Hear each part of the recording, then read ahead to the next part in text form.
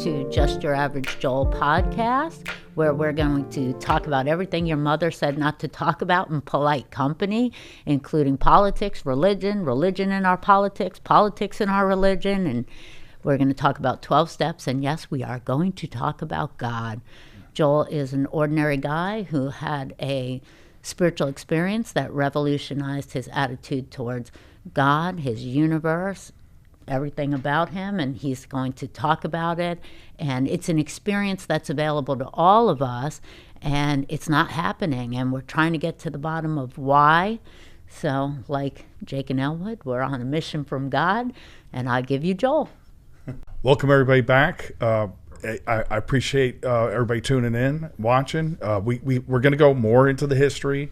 We're going to go into, we're really getting into what the problem is. Why is the recovery rate so low? Why are there certain things? You know, it's almost like when you're an alcoholic, you got to find out what the problem is. What are the reasonings? And a lot of it's what are the tells.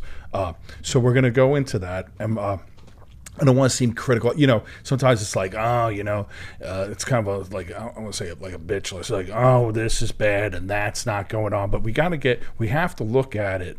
We got to make an evaluation. We have to know what the problem is. And really the problem is they're sucking God. And this is history. There's history of everything that man gets. I put it here. God makes it, man takes credit. God makes it, and man thinks he can make it better. And that's exactly what happened in Alcoholics Anonymous. God gave them a gift, and then immediately they started congratulating themselves. They started tweaking it. They started saying, hey, well, you know, we can get more people if we do this. We can do this. We can do that. And this is history. This is how it's been. I'm going to show a clip. This is in Chosen, but here's a clip when he's talking to the Pharisees. Pharisees, hypocrites, for you shut the kingdom of heaven in people's faces, and you yourselves don't go in, but you don't let anyone else in either. Woe to you, scribes and Pharisees, hypocrites, for you travel across sea and land to make a single proselyte, and when he becomes a proselyte, you make him twice as much a child of hell as yourself. Jesus! Stop this at once! Woe to you, scribes and Pharisees, hypocrites! For you are like whitewashed tombs, which outwardly appear beautiful, but within are full of dead people's bones and all uncleanness. For you also outwardly appear righteous to others, but within you are full of hypocrisy and lawlessness. You build the tombs of the prophets and decorate the monuments of the righteous, saying, if we... That's plenty right there. And that's exactly what's happening in Alcoholics. Hey, listen, I you know, what do I say? Do I feel frustrated? I've been going on this thing for 30 years. Mm-hmm. I can hear it in there. Listen, a lot of people have not had a spiritual awakening. That's the truth. They haven't had a spiritual awakening. They've had a transformation to some extent. They have better lives. Things are better, but they've not gone into what they talk about in the Big Book, Alcoholics Anonymous, entered into the fourth dimension of existence. They're not transformed, and you can tell a lot in their conversations. One of the big things they thank people, places, and things. They're repetitively. Big Book. They'll thank their sponsor. It's a lot of that. We were just in a meeting. It's all about the fellowship.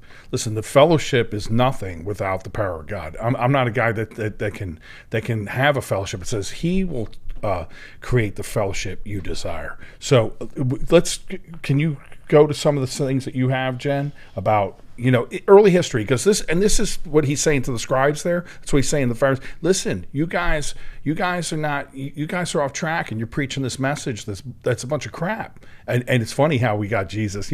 People think they're better than God. They want to make things. This is Jesus. I mean, obviously it's a movie, but it's or a film. But this is kind of how the guy was. He got crucified for a reason. He wasn't walking around going, well, I don't want to offend anybody. Let me not. He was talking right to their face, saying, listen, the most top guys around. He was talking to them right to their face, saying, listen, you guys are hypocrites. You're not telling the truth. You're lying. A big part of what you're going to find out in the history, we started lying to everybody. We're getting them in. We're getting them in, and then we're going to deal with it later. Get them in. Oh, don't worry about this, and get them in, and then we'll deal with the God the God thing later. And Christ wasn't like it. Christ was telling right to the face, listen, you guys are liars, you're dirty on the inside, all that kind of stuff. So some of the stuff, what do you have here, Jen? Yeah, well, it's funny because I saw that clip the other day about Jimmy John, the guy who has all the franchises, and he said, and he was a salesman, and Bill was a salesman, and he said he would sell them all about owning these Jimmy Johns and how much money they were going to make and how great it was going to be. Well, they started failing. And so he realized, he was telling them everything that was good to get them in. And he said, I'm going to have to start telling them the truth, that this is 24/7. You got to be here all the time. It's hard. He said, I was practically trying to talk them out of it. And more people were buying them, but they were successful. He started telling them the truth. And that's what happened with AA. I'm going to read where Bill, he had a hot flash. In fact, they have altered the history so much that when Ebby came to see Bill, Bill was like, he saw that something happened to Ebby. Ebby was a drunk. In fact, he said if he ever got as bad as Ebby, he would quit. Okay? and here's Ebby sober. And Ebby looks at him and he says, I've got religion. And Bill said, I was aghast. First he was an alcoholic crackpot. Now he's a religious crackpot. Bill was a self-professed atheist. He went to, one of these big schools, and he really idolized man's brain and man's rational mind, intellect. And so, but, the piece that's always left out is when Ebby left, Bill went to the Calvary Chapel Church, where Ebby had gotten this religious experience with the Oxford group, with Sam Shoemaker. So Bill went down, and there's a whole account of where Bill gave his life to Christ. You're never going to hear about that in AA. So, but even that aside, here in the book, Not God, by Ernie Kurtz, okay, here's Bill. He said, in the formal telling of his story, Bill Wilson slid quickly past what happened next. He had learned that recounting it injured rather than added to his credibility, and it certainly hadn't helped getting anyone else to get the program. Yet to him, it had happened, and he knew it, and eventually he had to set it down 2 decades later. So for 2 decades, he never talked about this experience. He never talked about, and I'm going to read 2 decades later when he writes it out, what he said. He said, my depression deepened unbearably, and finally it seemed to me as though I were at the bottom of the pit. I still gagged badly at the notion of a power greater than myself, but finally, just for the moment, the last vestige of my proud obstinacy was crushed. All at once, I found myself crying out, if there is a God, let him show himself. I'm ready to do anything, anything. Suddenly, the room lit up with a great white light. I was caught up with the ecstasy which there was no words to describe. It seemed to me, in the mind's eye, that I was on a mountain with a wind, not of air, but of spirit, blowing. And then it burst upon me. I was a free man. Slowly the ecstasy subsided. I laid on my bed, but for a time I was in another world, a new world of consciousness. All about me and through me there was a wonderful feeling of presence, and I thought to myself, so this is the God of the preachers. So, Bill had a religious conversion experience, a Christian experience, he had gone to Calvary, gave his life to Christ, drank again, ended up in Towns Hospital, surrendered, gave his life, and had this bright light experience. And then you go over and he says, but he slid past it. He didn't talk about it because it ruined his credibility. You want to talk more about it, or? No, not really. But okay. So and then years later, right. Okay, he wrote an article to Liberty Magazine, right. And he said to Dr. Bob, he said, we're growing at an alarming rate. Although I have no longer have fear of large numbers. A few weeks ago, He wrote Dr. Bob that the press of newcomers and inquiries was so great that we had to swing back to the take it or leave it attitude, which curiously enough produced better results than trying to be all things to all men. So, the problem is that they started noticing that Bill was leaving that religious experience out because it ruined his credibility. It wasn't, he wanted to a big tent. He wanted, in fact, I was at a meeting this morning and the guy said, thank God they didn't emphasize, God, that they said God as I understand him. And in fact, he had two people that were really influencing him, Hank Parkhurst and Jim Burwell, the atheist and the agnostic. Sounds like a beginning of a joke. But, the problem is they were from New York and they wanted it to be more of a psychological book than a religious book. Okay, so they were in his ear. And the guy at the meeting this morning said, thank God for Hank and Jim, that they said God as we understand him and that atheists can now be sober. Well, the only problem with that is they both got drunk. So it didn't work out very well. And in fact, Hank, I have right here where he ended up giving his life to God. And I'll read that too. So, okay, so here it says, the stories of both Hank and Fitz provide a clear testimony that a complete surrender to God, also Fitz Mayo, but that's a whole nother story. Clear testimony that a complete surrender to God was considered an essential requirement for anyone trying to build a solid foundation for ongoing sobriety. Hank's rather awkward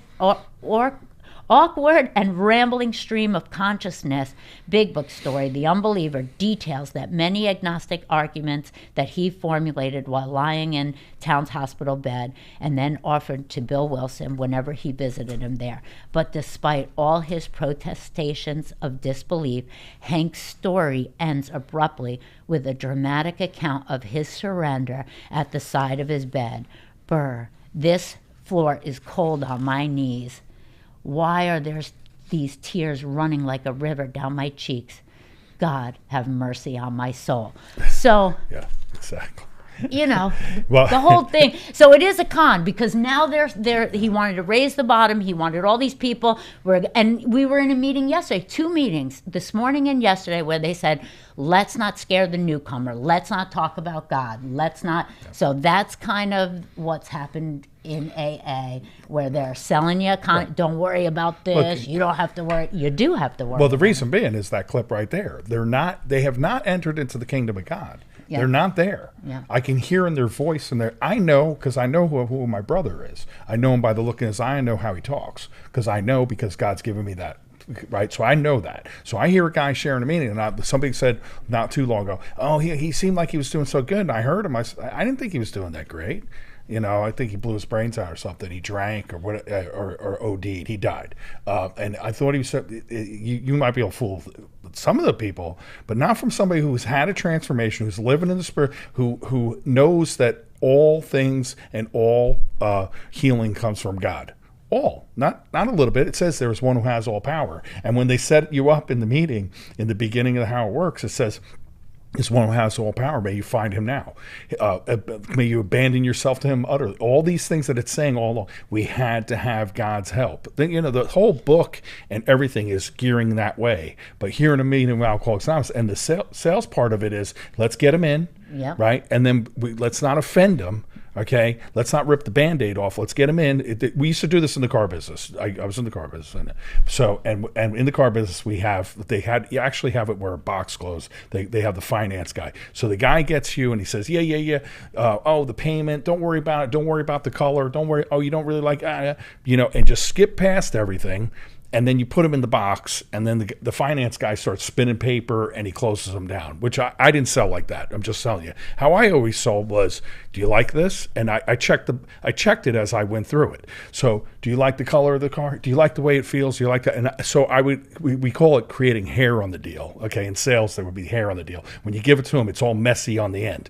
Well, it's not messy on the end if it's done how the Big Book Alcoholics Anonymous is talking about. After they go through the first 4 or 5 steps, it says, we look back, was the mortar in place? Was the sand there? Was they have it where they go back and check their work, you know what I'm saying? And closing it up as they go in, so they're not having this problem down the road where they're not sober, they're unhappy, they go back out. So that's a big part of what's going on. What were you saying? No, yeah, that's good. You got that's why I was thinking about that. It's like we're getting them in, we're selling them, just like the soft clothes. Yeah. Let's not offend anybody. Let's not. It looks. I mean, I don't know. Jesus was kind of like pretty. I would say pretty good guy. He didn't seem like he was afraid to offend anybody. Do you see that clip? Right? I mean, that is when you read that and you go the 7 woes that Christ talks about. He's like he calls them this. You know, there's a word thing going out right now about the synagogue of Satan. That's where he said about the synagogue of Satan. He was talking to the Pharisees. He says the synagogue of Satan. He goes, you guys are doing evil stuff here, man, because you're not putting God out there. You're putting yourself out there. You're all about self. You're still projecting. It's almost like that tape we watched with that girl, her young self. The skater girl. She said you remember the whole thing with that. Like she's made herself who she is. Now listen, I'm a Christian. I can't make myself into anything. I have to surrender. Just like that guy talked about in that book right there. He surrendered. He had to surrender to God. He had to surrender that power. There comes a place in your life that you absolutely have to. Do you have other readings on that? No, that pretty much covered it. But, I mean, the book is telling you, who wishes to be rigorous and who wishes to, telling them up front, exactly like the Jimmy John guy. This is about giving your life to God, turning it over. The same man will drink again. This is what's happened is AA has turned into a religion. And what a religion does is it tweaks behavior. It's a lot about conformity. Right. It's a lot about hierarchy. There's a lot said in AA. I have this much time under my belt, as if that means they know, I mean, so it's become a lot of what religion is. It's Bruce Lee. It's the thing that I think you said last week. They worship the pointer, the sponsor, the big book, the meetings. It's the easier, softer way. Yeah. It's hard to do. It's hard to come about and say I'm wrong. I need to submit myself. I gotta cast away my lifelong perceptions and ideas. That's tough. And the big thing is in here too. It's Bill hated absolutes. Absolutely. So if God's the absolute standard, right? It's exactly. Like now you don't have an absolute standard. It's a made-up standard in AA, maybe AA culture, there's a hard line when you have God as the standard. When you're doing your inventory and you're comparing yourself to God, you're going to come. It was never meant to be a goal. It was meant to be an x-ray. The 4 absolutes were there to expose you, and Bill didn't like the absolute. He said alcoholics can't be absolute anything.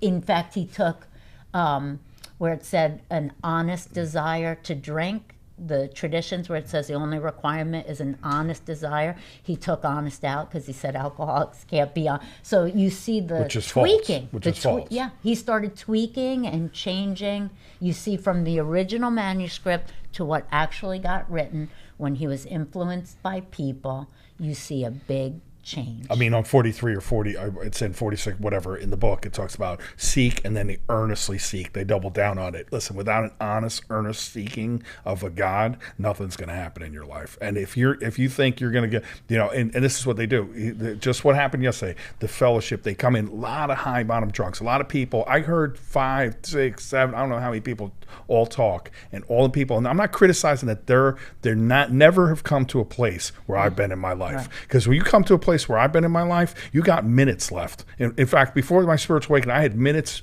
maybe, I don't think I had an hour left on this earth without having to blow my brains out, walk in front of a bus, kill myself. The pain that I was in prior to the darkest before the dawn, before I gave myself my life over to God, was so excruciating that there was no, well, maybe, maybe I'll do this. There was none of that, man. All I was submit, do just what you read about Bill. I'm going to do anything. Now, they used to weed them out back in the old days with the old timers. They used to say, listen, shut up, sit down, They wouldn't let them in a meeting unless they gave their life to Christ, unless they got on their knees and gave their life to Christ. They couldn't come to the meeting. Well, that was the Akron group. That's why their success rate was so high. Yes. New York was, of course, New York is New York. We know what that is, right? So that's where the office is. That's where the main office is. And it's all Living Sober book. It's all watered down. The new big book. The new plain language big book. It's all taking God, sucking God, everything. In Akron, they were like, listen, you get on your knees and you confess the Lord Jesus Christ as your Savior, or you go and keep drinking. Okay, that was your option. So they were getting sober at a huge rate. Yeah, they were getting sober because they weren't sitting there. Well, I'm gonna make up my own. I remember a guy had John Lennon as his God. I'm just saying, I'm gonna make up my own God. Listen, you're gonna get on our page. I guess the girl said it this morning. As we understood, Jen and I are sober. Okay, both of us went through basically the same path. Submit ourselves to God, be transformed. Right, that's what we've gone through. And we're telling you, you're a new guy. So we say, as we understood him, not as you understand him. But it's even more than that. She said this morning, which is true. You made the good point. You're getting ready to give your whole life over to this organization called Alcoholics Anonymous. Exactly. You don't even care to do the research. Where did it come from? They were studying the Bible. It was going to be called the James Club before it was going to be called Alcoholics Anonymous. So you're going to turn your life over to the organization, but you don't. So when it says God is, we understood him, a lot of people, I interpreted that as the first 100 people who got sober and wrote the book, and they were having religious conversion, transformational experiences. They were being reborn. So I knew right from the beginning that's what, and it does, but you're right. One point which you made, and I'll turn it back to you, is, Bill did a lot of this because he loved alcoholics and he didn't want anyone to fall through the cracks. He wanted it available to everybody. But remember the other day, I saw this thing and it said, it takes a miracle to survive a tornado. It doesn't take a miracle to survive a rainy day. And some people have come in on a rainy day. They had we were at a meeting and the guy, he got one DUI and he just made a decision to come and stop drinking. That ain't me. That's a... What the Big Book Alcoholics Anonymous is laying out through the basic text is a complete and total transformation. We're talking about being enlightened. We're talking about a whole different thing than what they're talking about. And it's more insidious than that. Most people don't want you to get in there. Just so you know, they're sitting outside, just like that clip. They're sitting outside the kingdom of God, and they're telling you, you don't have to go in there. You don't have to go in there. I didn't have to go in there, so you don't have to go in there. And people got to check themselves. They're going to have to go home and they have to look at their own selves, how they're living their life, and ask themselves a serious question. Ask yourself a serious question. Have you had a spiritual awakening? Are you in communication with God? Are you speaking to God? Is God speaking to you? Is this a part of your consciousness? Is this what's happening in your daily living? Or are you full of shit and you're telling other people that you don't need that either? And that's fine, but at least be truthful about it.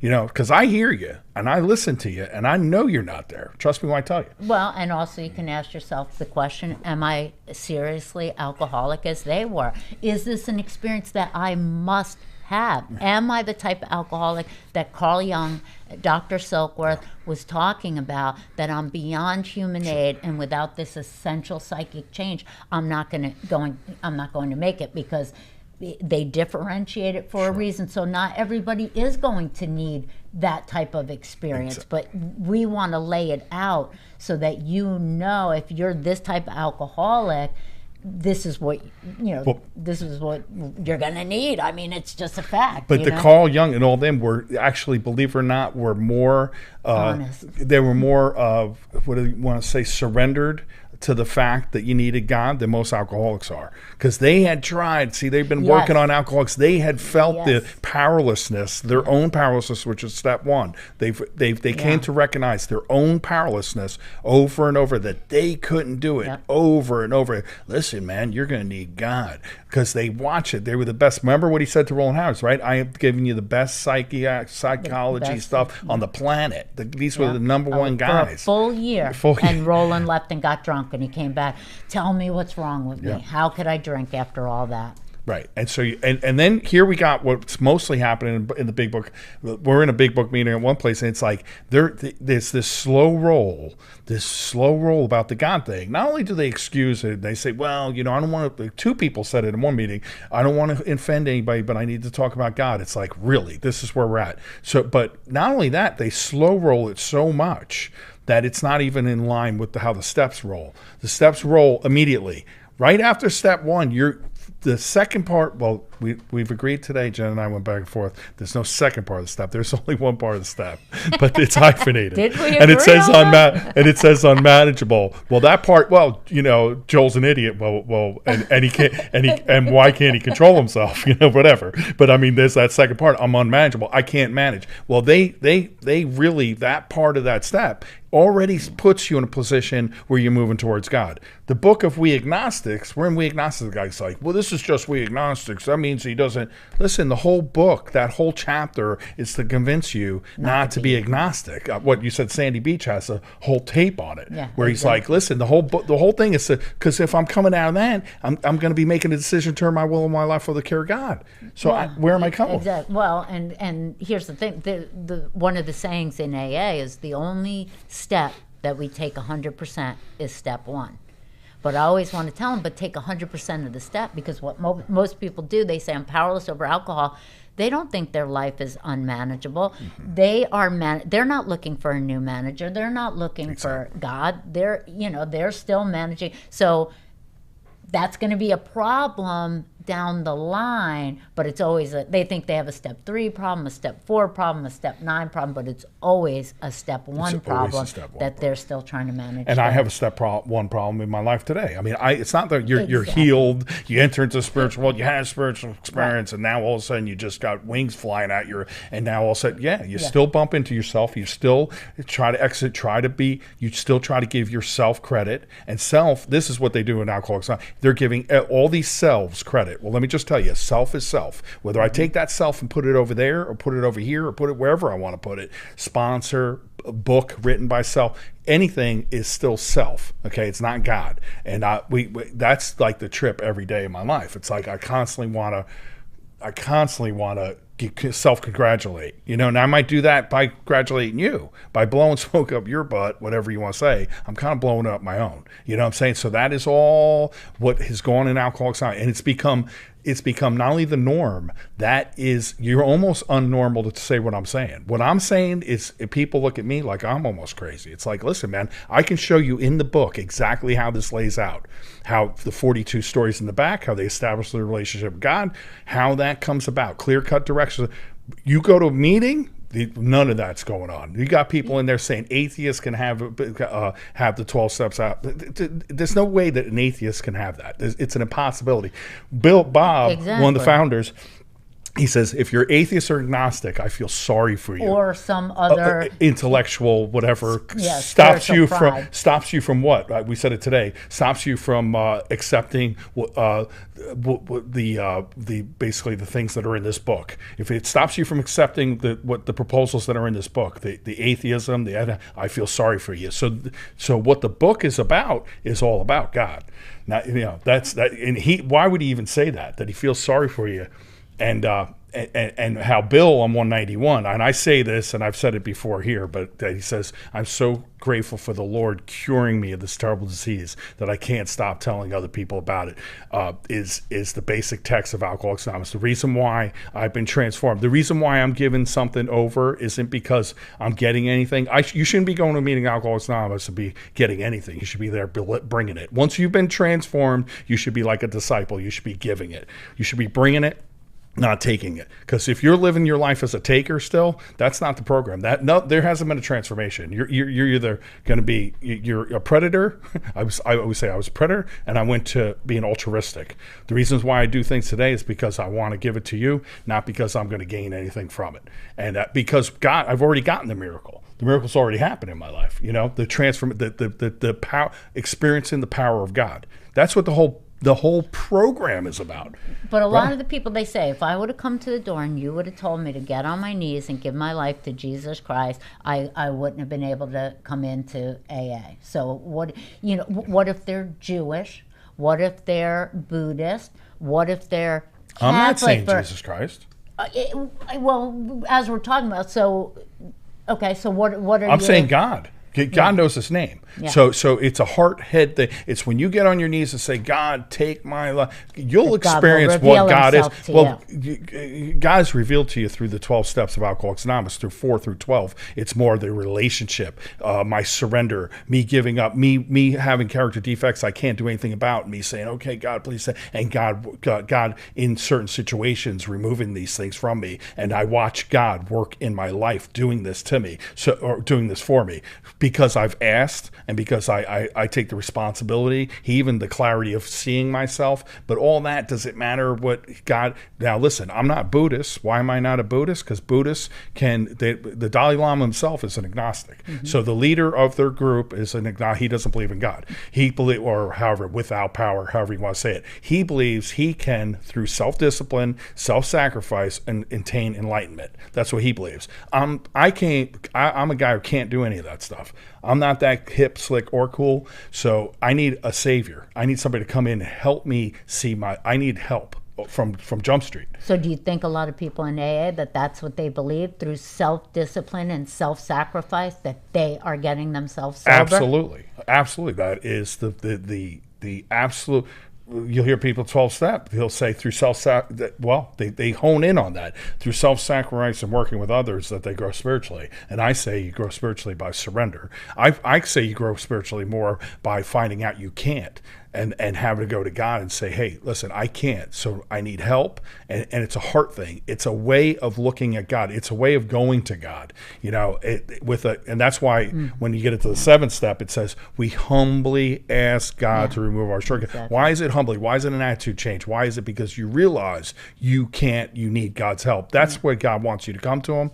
Almost like what they talk about with tithing and stuff like that, giving money. He says, if you don't give it with a grateful heart, I don't want you to doing it. Exactly. Okay, so if I'm helping an alcoholic, I shouldn't be helping him because I'm going to get something. It should be because God did a miracle in my life, and I've been transformed. And he says, go out there now and give this gift away that I've given you. The miracle happened to me 30 years ago. It's been, I'm not out there looking for a miracle. It already happened. I'm sober.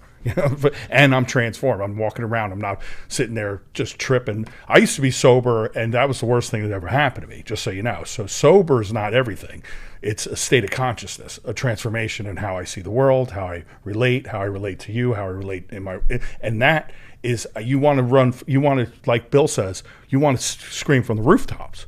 I'm so grateful for what God has done for me. I want to keep telling people about it. Yeah, it's the evidence. But what's happening is a lot of, I'm just telling you, like almost everybody in the meeting is congratulating people, places, and things. So, but you can't transmit something that you don't have. Right. A lot of people are not having. Well, we're at step 2 right now. We're at We Agnostics, and the temperature of the meeting is kind of like, you don't have to have. And they say it. They say, they don't use I statements, It's like in Coda, we always say, use I statements, not you and we. Because it hits different if you said, I didn't need God to get sober. Right. I don't need divine help to get sober. But they don't say that. They say, you don't need God at this point. We don't need God. We don't have to. It's very... it's a very telling right now in this particular meeting, because we do crosstalk and people double dip. And so you can see almost that there are 2 camps in AA. Right here at step 2, where people, because we're getting ready for step 3, where you think long and hard about turning your will and your life over to the care of God.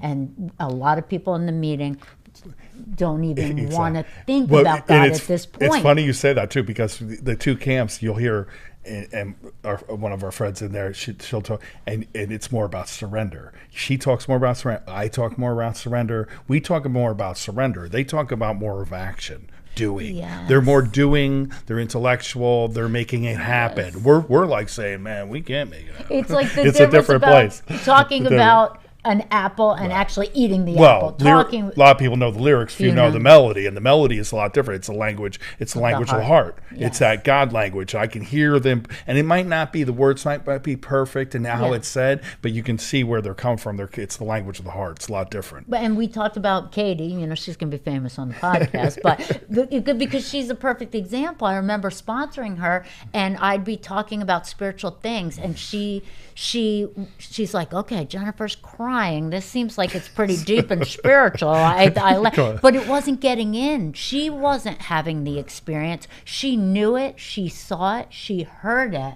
But she never experienced it herself. And she ended up relapsing and drinking. And so I think a lot of that's happening in AA, where they're seeing something, they're hearing something, but they're not experiencing. Well, they can do a lot on the outside. I couldn't do anything myself. By the time I got to Alcoholics Anonymous, was completely gone, shot. So I couldn't stay out of jail sober. So, for me, there had to be some kind of inward transformation for anything to materialize on the outside. Most of them are having things happen on the outside. There's a thing in Gladiator, and he looks at him, he says, the time for honoring yourself will soon come to an end. And that's what's going on. Everybody's honoring their own selves. Everybody's their own God. Everybody's got their own path, which is great, and it's working for a lot of people, but that's not the intention of the book of Alcoholics Anonymous. It wasn't the intention of the guys that started it. That you can hear when you listen, if you see with God's eyes, and you can see with spiritual, and you can hear it where other people can't hear it. It's like when in the end where they talk about vision, it says we know only a little. God will reveal to you. It's the guys that wrote the book. If you listen to how they talk and how they always coming around as far as God, we don't have the power. You got to go to God. They're always moving you as gently, mostly gently. Now they're saying you can do this. Even Hayward, what is it? Hayward, the 7, drop the rock, that whole thing with drop the rock. It's a 6 and 7 step thing, and it's all about you doing 6 and 7. Yeah. You're doing 6 and 7. 6 and 7 is about surrender. It's about you can't do 6 and 7. You can't. The Tao that can be explained is not the Tao. The steps that can be done without God are just not the steps. So it's not chicken without chicken soup. You can't have it. But even to go back to Katie, you had the same experience. You came in young. Yeah. Everybody told you what a miracle you were, but you didn't experience it as a miracle. No. I came in young. I guess, the overconfidence of youth. I still had a couple tricks in my back pocket, and I got what I thought were the ABCs, the apartment, boyfriend, and car. I was doing things on the outside. But what was wrong with me internally then rose up and burned it all to the ground. I didn't have the essential psychic change. I didn't have a God. I didn't have that rearrangement. And so even though I got the stuff on the outside, what was wrong with me on the inside burned it all to the ground. You lost, like you say, you lost everything but your ego. Exactly. I was like Monty Python and the Holy Grail. The arms are cut off, the legs are. It's like, I'm not dead yet. That's me. My kids in foster care. I'm on the street smoking crack. Lost everything, but I still think I knew something. I mean, the insanity. The alcoholic. It says we're in full flight from reality. Outright mental defectives. That is the problem. Right. Yeah. And the solution's God. And it's over and over and over and over. I think when you drill down on what they're saying there, a lot of, and when you look at powerlessness and unmanageability to the degree of that you are, I would say that the step 1 is you're crazy and you're screwed. Okay. Because step 2 says step 2 gets into, came to believe that power greater than ourselves could restore us to sanity. Well, so we've made the assumption of nuts. That we're crazy in step 1. So what is crazy? What is that? Well, it is me relying on me. Power, that I'm the power, that I can do, that I'm the one who has to make which is completely the antithesis of the program. The program is I can't and he can, that I got to move towards that. There's no way that I'm going to be able to put my life together without God's help. And that's why the gratitude's different for somebody who's had the transformation than somebody who has. It's almost like they suck all the fun out of the thing. It's like I thought God was going to be the worst thing that ever happened to me. I don't know about anybody else. Like coming to God was going to be the least fun. That's the juice that I experience. That's the excitement that I feel in my life is the God factor. You take the God factor out of there, man. People are not that exciting, right? They're not that fun. Meetings are kind of boring. Everything's a little bit it's not the excitement. It's not the gratitude. You can't manufacture this. Right. That you can't manufacture. Well, it says we had to stop the manufacturing of the deliberate manufacture of our own misery. So we're the ones that are making this shit up, right? But how do I? And then in that same place it says God's will. We believe that God's will was for us to be happy, joyous, and free, and that is a state of consciousness. They're always talking about a state of consciousness. Yes. They're not talking about what you got, how you got this. Yes. What we used to be like, what happened, the spiritual experience, and what we are like now. A state of consciousness, what my consciousness was then, what happened, and what it's like now. Yeah. That state of consciousness, that's what brings about through the 12 steps of Alcoholics Anonymous. We're going to get into step 1, step 2, step 3. A lot of people, it's weird, they're holding back. It's like by the time you're at step 3, you should be way further along than what a lot of people I hear in a meeting with Alcoholics Anonymous. It's almost like God pops out of your ass at like 12 or something. Like everything happens and all of a sudden something happens. Or 4 through 9, they say that in a lot of ways. But the truth of the matter is it happens from Jump Street. It happens on step 1. You immediately start moving into step 2, 3, and you the state of consciousness on page 63 that they talk about. So we're going to get into each step, how that's going to move into your life, what is being taught, and what is actually what I believe is true, and what's been the same for me. It's been the same way for 30 years. Just so you know, the books read the same for me. This has been the same way. It's always said that I'm the problem and God's the solution, over and over and over in a million different ways. So next week, we're going to get into where we're going to try to move from the physical world. We're going to try to make this walk from the physical world into the spiritual world, one step at a time, and how each one of these steps is going to bring you to a kind of a little spiritual experience. It should be like a little bit of a lift each time you really digest that step. But a lot of people are on step half of 1 and they're carrying the message, so they're missing a lot of steps. And if you don't believe in God, you got to miss a lot of steps. So we're going to get into that next week. So next week, what are we doing here next week? Moving from the physical world into the spiritual world. Physical world to spiritual, one step at a time. What do we like, share? Subscribe. Like, share, subscribe. Let's go on this journey together. We're going to get into, like I said, what's being said and what is reality, and what's in that book is completely different than what's in a meeting of Alcoholics Anonymous. Just so you know, completely different. So you can check the bullshit. You can go home, read your book, and start going, oh, yeah. They're not telling the truth in there. Anyway. There you go. You good?